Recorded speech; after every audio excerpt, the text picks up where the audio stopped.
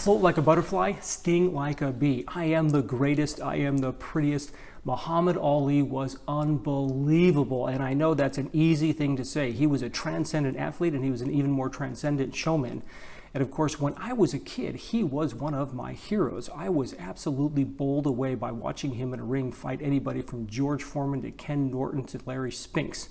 And so I was mesmerized by him. Now, his enormous glory actually happened probably before I was born. He was a gold medalist in the 1960 Olympics in Rome, and he became the world heavyweight boxing of the champion later after he defeated Sonny Liston in their first of 2 fights. Now, Muhammad Ali, again, was a transcendent athlete. If you just watch YouTube, which I'm gonna share some of those links below, you will see an incredible athlete. As he aged, he got even smarter as his skills started to diminish, and he used a lot of rope-a-doping, which I remember distinctly as a child because I remember getting frustrated by it because I just wanted him to knock his opponent out.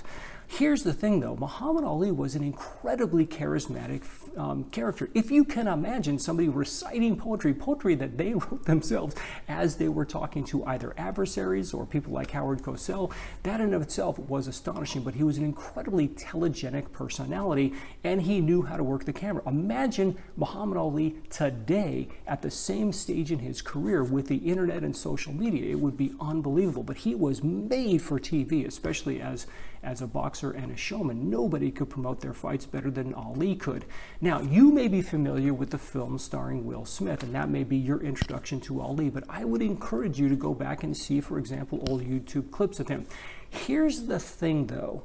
When I was young and when I admired him, the reason I really admired him was because of his personality and the combination of his athletic gifts.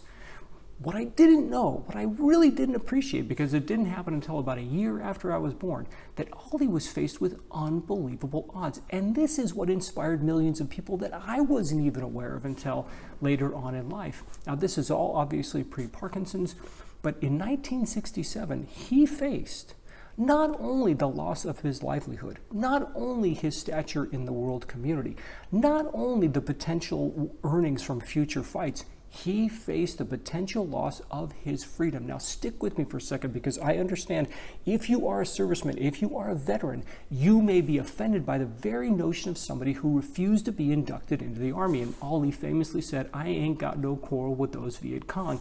And I understand from his perspective why, but I could tell you, I also recoil when people say, "I don't want to be inducted into the Army." It's part of your service to the country.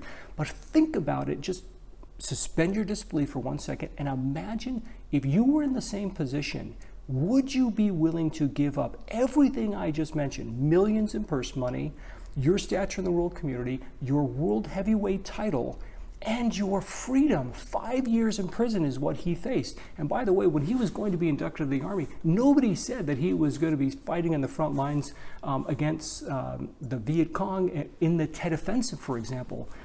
He was likely going to be paraded around like Elvis was when he was inducted into the Army. Now, so the question for you is, that was inspiring to me when I read about it. What would you be willing to give up for your beliefs, right? And so, or has anybody like Ali inspired you to do something that you have not done beforehand? And so again, I want you to remember the comments section. I'm asking you to give me those examples, but be positive, by the way. We have rules of the road for the moderators. I want to make sure that this is a place of positivity. It's a place of reason, and it is a place of civility. That is the goal here.